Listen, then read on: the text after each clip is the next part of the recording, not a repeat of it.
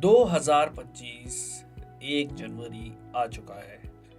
अब से नीट में मात्र 4 महीने बचे हैं और आप लोगों को अब से अगर दिल लगा के पढ़ाई करनी है तभी नीट क्रैक हो पाएगा, वरना नहीं होगा।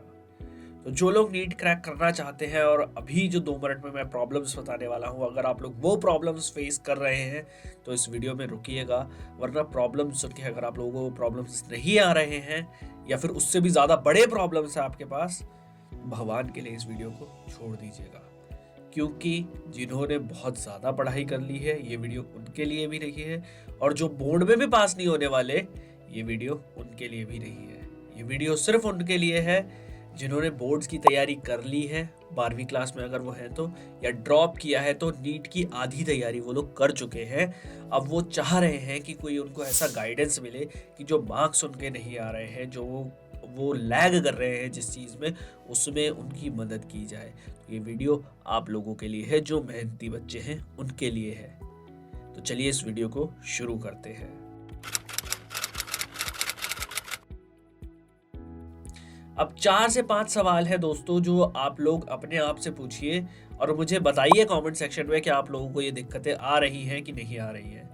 भैया जनवरी में हम लोग बैठे हैं पर बैकलॉग सर मेरा इतना सारा बचा हुआ है, मेरे से बैकलॉग तो कंप्लीट ही नहीं हो पा रहा है। बहुत बड़े बड़े चैप्टर्स है सर, बहुत बड़े बड़े चैप्टर्स। बस मैं बीमार हो गया था या मैं किसी चीज़ में फंस गया था या रील स्क्रॉल कर रहा था, इस चक्कर में मेरा बैकलॉग हो गया सर मेरा बैकलॉग क्लियर ही नहीं हो पाएगा, मैं तो इस साल फेल हो जाऊंगा। अगर आप इनमें से आते हैं तो ये वीडियो आप लोगों के लिए है दोस्तों, आप लोगों के लिए सोल्यूशन बताने वाला हूँ वीडियो में मैं। अगर आप लोग इसमें से भी हैं कि सर फिजिक्स तो समझ ही नहीं आ रही, या एक पर्टिकुलर चैप्टर है या एक पर्टिकुलर टॉपिक है या एक पर्टिकुलर सब्जेक्ट है पूरा का पूरा मेरे समझ में ही नहीं आ रहा, मेरे दिमाग में ही नहीं घुसता, क्या करूं सर मैं, क्या फिजिक्स के लिए करूं, क्या केमिस्ट्री के लिए करूं, क्या किस चीज़ के लिए करूं। अगर ये चीज़ आपकी प्रॉब्लम है तो इसका भी सोल्यूशन जो है वो इस वीडियो में आप लोगों को मिलने वाला है, तो इस वीडियो को देखते रहना। देन नेक्स्ट अगर मैं आऊं कि सर 11th क्लास तो अभी तक रिवाइज ही नहीं करी, सर सिलेबस तो दोनों का आएगा ना, 11th का भी आएगा 12th का भी आएगा, दोनों का सिलेबस आने वाला है। सर मैंने 11th क्लास तो अभी तक रिवाइज ही नहीं करी, मैं तो 12th के बोर्ड्स का पढ़ता रहा, या मैं खाली 12th क्लास के सवाल लगाता रहा, या मैं खाली 12th क्लास के लिए पढ़ता रहा, मैंने 11th तो हाथ ही नहीं लगाई। अगर आप इनमें से भी आते हैं तो ये वीडियो आप लोग देखते रहिए। तो चलिए इस वीडियो में अब आगे बढ़ते हैं कि आप लोग क्या क्या कर सकते हैं और इन 4 मंथ्स में किस तरह से बोर्ड्स के साथ, या अगर आप ड्रॉपर हैं तो बिना बोर्ड्स के, किस तरह से आप लोग अपनी नीट की तैयारी को कंप्लीट कर सकते हैं। तो शुरू करते हैं। देखो दोस्तों, 5 चीजें जो है वो करना अभी के टाइम पे बहुत ज्यादा जरूरी है।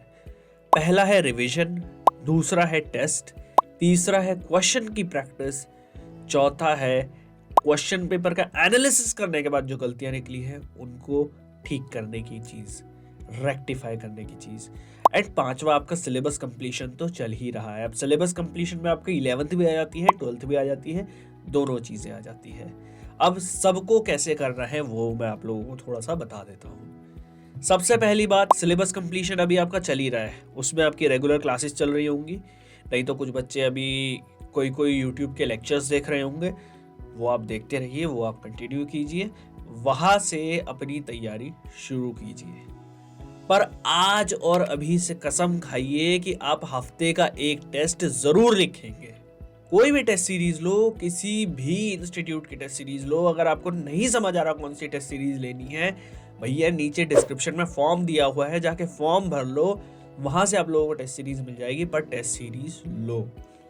तो टेस्ट सीरीज ज्वाइन कर लिया आपने, एक टेस्ट आपको हर वीक संडे को देना ही देना है, और बहुत अच्छा होगा अगर आप 2 से 5 के बीच में दोगे तो। तीसरी चीज क्या आ जाती है, रिवीजन हो गई, सिलेबस कंप्लीशन हो गया, टेस्ट हो गया। अब आप लोगों को आता है कि भाई क्वेश्चंस की प्रैक्टिस करनी है। टेस्ट कैसे दोगे, आपने सिलेबस पढ़ लिया, आप लोगों ने सिलेबस कंप्लीट कर लिया, टेस्ट देने जा रहे हो, पर टेस्ट देने के लिए क्या चाहिए भाई, क्वेश्चंस की प्रैक्टिस चाहिए। तो क्वेश्चंस की प्रैक्टिस आप लोगों को करनी पड़ेगी। कैसे करोगे क्वेश्चंस की प्रैक्टिस, अगर आप लोगों के पास कोई बहुत ही बढ़िया सा क्वेश्चन बैंक है तो बहुत अच्छी बात है, नहीं है तो इसका सॉल्यूशन मैं वीडियो के एंड में देने वाला हूं। फ्री सॉल्यूशन बताऊंगा, पेड नहीं बताऊंगा, ठीक है। तो चलिए अब आगे बढ़ते हैं। क्वेश्चन प्रैक्टिस भी हो गई, अब क्या करना है। अब इतना सब करने के बाद भैया एक रिवीजन छोटी सी और करनी है। पूरे दिन में एक ऐसा टाइम निकालना है जब पुरानी चीजें जो हैं वो रिवाइज करना शुरू करनी है। ठीक है, ये चीज समझ में आ गई क्या क्या करना है। हमने सबसे पहले सिलेबस कंप्लीशन करना है। हमने उसके बाद टेस्ट देने के लिए तैयारी करनी है। उसके लिए क्या करेंगे, क्वेश्चंस की प्रैक्टिस करेंगे। ध्यान रखना, जो अभी टेस्ट नहीं देगा वो कभी टेस्ट नहीं देगा, और वो हमेशा नीट को बार बार ड्रॉप करके दोबारा रिपीट देता रहेगा, उसका सिलेक्शन नहीं होगा। टेस्ट दोगे, उसमें तुम्हारे मार्क्स पता लगेंगे, तुम्हें तुम्हारी गलतियां पता लगेंगी, तभी तुम रिवीजन करके अगले टेस्ट में अपने आप को अच्छे से प्रेजेंट कर पाओगे। अगर तुम्हें लगता है कि किसी टेस्ट में तुम्हारे गलत मार्क्स आ गए, तुम्हारे अच्छे मार्क्स नहीं आए हैं, उस टेस्ट का एनालिसिस करो, कौन कौन सी गलतियां हैं उनको रेक्टिफाई करो। हफ्ते के बीच में वो टेस्ट दोबारा लिखो, अपने आप से दोबारा लिखो। मत गिनो घंटे, तुम मत गिनो कि तुम्हें 3 घंटे बैठना है। 3 घंटे के बजाय 2.5 घंटे बैठो, नहीं तो 2 घंटे बैठो। 2 घंटे में वो टेस्ट खत्म करने की कोशिश करो, या फिर थोड़ा और टाइम चाहिए तो 4 घंटे में टेस्ट करो, कोई दिक्कत नहीं है। पर मिड वीक में वो टेस्ट लेके बैठो। जिस टेस्ट में तुम फेल हुए थे उस टेस्ट को दोबारा कंप्लीट करो, उस टेस्ट को दोबारा लिखने की कोशिश करो। अब क्योंकि मात्र 4 महीने बचे हैं, सिर्फ 4 महीने, और तुम्हें एक बात पता होनी चाहिए कि नीट में PYQs कितने ज्यादा इंपॉर्टेंट हैं। तो अब तुम्हें PYQs करना भी शुरू करना है। तुम्हें धीरे धीरे करके प्रीवियस ईयर्स के जितने भी नीट के पेपर आए हैं उनको कंप्लीट करते जाना है, उनको सॉल्व करते जाना है। अगर तुम्हें चाहिए तो क्वेश्चन पेपर की तरह करो, एक मॉक टेस्ट की तरह उसको करो, नहीं तो उसके क्वेश्चंस को पहले सॉल्व करो। नहीं सॉल्व होते तो उसका सॉल्यूशन देखो, और फिर उसके बाद दोबारा उसको सॉल्व करने की कोशिश करो। PYQs आर मस्ट, वो तुम्हें करने ही चाहिए, उसमें कोई भी तुम्हारा इफ एंड बट नहीं होना चाहिए। आ गई बात समझ इतनी? अब चलिए आगे बढ़ते हैं। अब मैंने एक चीज कही थी आप लोगों से कि भाई जो 12th के बच्चे हैं जिन्होंने 11th रिवाइज नहीं करी है, उनके लिए मैं कुछ बताने वाला हूं, क्या कर सकते हैं वो चीज एक बार सुन लेना। सबसे पहली बात दोस्तों, अगर आप लोग 12th क्लास में हैं, या फिर अगर आप ड्रॉपर हैं, आपने अभी तक सिर्फ 12th क्लास की पढ़ाई करी है, तो अब नाउ इट्स हाई टाइम कि आप लोग 11th का सिलेबस जो है वो खोल कर देखें और उसको रिवाइज करें। अब रिवीजन का सबसे बेस्ट तरीका क्या हो सकता है? देखो, रिवीजन का सबसे बेस्ट तरीका हो सकता है 11th क्लास के अपने नोट्स उठाओ, दूसरे के नहीं, अपने 11th क्लास के नोट्स उठाओ। और ये मुझे मत बोलना कि सर मैंने नोट्स नहीं बनाए थे, मैं दूसरे के नोट्स से पढ़ता था या मैं क्लास नोट्स से पढ़ता था। भैया, क्लास में जो भी तुमने लिखा है उसे नोट्स ही कहते हैं, कोई अलग से चीज़ नहीं बनती है जिसको नोट्स कहा जाता है। नोट्स वही होते हैं जो तुम क्लास में देख के उतारते हो, अपनी कॉपी में लिखते हो। अपनी कॉपी में जो गंदे से गंदी हैंडराइटिंग में जो चीज़ लिखी होगी ना, वो तुम्हारे नोट्स है। अपने नोट्स को जाकर पढ़ना शुरू करो, दिमाग को पहले याद दिलाओ, अपने आप को याद दिलाने की कोशिश करो कि वो 11th क्लास के कॉन्सेप्ट्स थे क्या। उसके बाद इजीएस्ट सवाल जो है उनको उठाओ, सबसे इजी सवाल उनको उठाकर सॉल्व करना शुरू करो। देन उसके बाद अपना लेवल धीरे धीरे करके बढ़ाते जाओ। अगर तुम्हें लगता है कि तुमसे सवाल सॉल्व हो रहे हैं, तब आगे आगे चैप्टर्स में बढ़ते जाओ। हर रोज इस चीज को कम से कम 2 घंटा दो।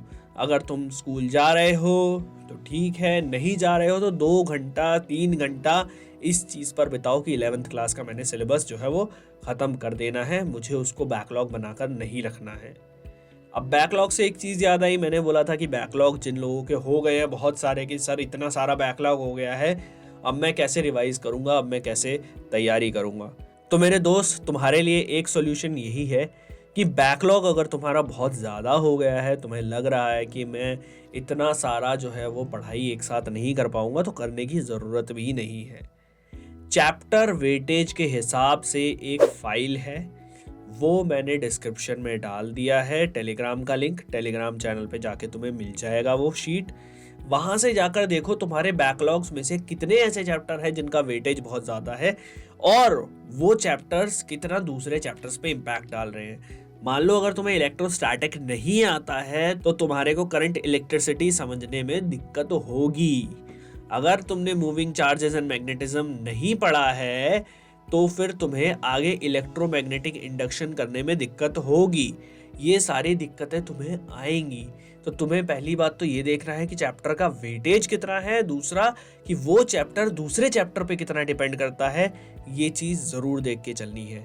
तो यहाँ तक बात समझ आई। चैप्टर वेटेज तुम लोगों को पता लग जाएगी कहाँ से, टेलीग्राम चैनल पर मैंने लिंक डाला हुआ है, सॉरी PDF डाला हुआ है, वहाँ से तुम्हें पता लग जाएगा कौन से चैप्टर से कितने सवाल आ रहे हैं।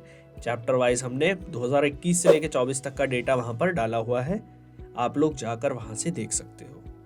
ठीक है, बैकलॉग्स के लिए ये हो गया। अब बैकलॉग्स के लिए मैं अलग से एक वीडियो बनाऊंगा, क्योंकि अभी अगर पूरी डिटेल स्ट्रैटेजी बताऊंगा तो तुम लोगों को भैया वीडियो बहुत ज़्यादा लंबी हो जाएगी, बहुत ज़्यादा टाइम वेस्ट कर लोगे तुम लोग इस वीडियो को। और एक चीज़ और भैया, एक चीज़ तुम दिमाग में घुसा लो कि भैया यूट्यूब के वीडियोस को अगर तुम देखते भी हो, कोई भी स्ट्रैटेजी वीडियो देखते हो, कोई लेक्चर देखते हो, कुछ भी देखते हो, अब से 1.5x पर देखना शुरू करो दोस्त। ये प्रो टिप दे रहा हूं तुम्हें, 1.5x या 1.75x पर आदत बनाओ अभी से। अगर आदत बनाना शुरू करोगे तभी बनती है आदत, ऐसे नहीं बनती है। वरना तुम्हें 0.5x पर देखना पड़ेगा कि मुझे तो कुछ समझ ही नहीं आ रहा है, पर तुम्हारे पास उतना टाइम नहीं है। 1.5x या 1.75x पर स्पीड पर वीडियोस देखना शुरू करो, तभी तुम लोग जो है अपनी रिवीजन को बहुत ज़्यादा अच्छे से कर पाओगे। अब तुम्हें समझ आया बैकलॉग को कैसे क्लियर करना है। और अगर बैकलॉग में एक प्रो टिप ये है, किसी से नोट्स अरेंज हो सकते हो तो नोट्स अरेंज करो और थोड़ा सा उस चीज़ का रिवीजन लेक्चर देख लो। रिवीजन लेक्चर तुमने एक बार देख लिया, तुम्हारे को वो चैप्टर जो है वो समझ में आ जाएगा। उसके 2-4 सवाल करो और फिर टेस्ट में लेकर उस सवाल को बैठ जाओ। ठीक है, अब तक मैंने तुम लोगों को बताया कि क्या क्या तुम लोगों को 4 महीने में करना है ताकि तुम नीट क्लियर कर सको। दूसरा, जो 11th जिन लोगों ने नहीं करी है ढंग से, 12th क्लास में आ गए हैं, नीट का एग्ज़ाम भी देना है, उन लोगों के लिए क्या सॉल्यूशन है वो बता दिया। जो ड्रॉपर हैं, जिन्होंने अभी तक पढ़ना तो शुरू किया है पर बहुत सारा बैकलॉग है, उन लोगों के लिए क्या सॉल्यूशन है वो मैंने बता दिया। अब तुम्हें 2-3 सोर्सेज के बारे में बता रहा हूँ, उनके बारे में ध्यान से सुनना।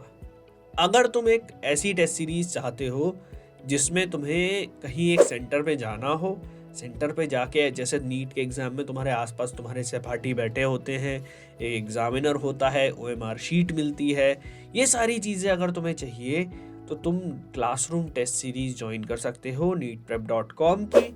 डिस्क्रिप्शन में लिंक दिया हुआ है, जाके तुम लोग फॉर्म फिल कर सकते हो और वहाँ पर अपनी जो भी प्रॉब्लम है वो भी बता सकते हो, उसका भी मैं सॉल्यूशन देने की पूरी कोशिश करूँगा।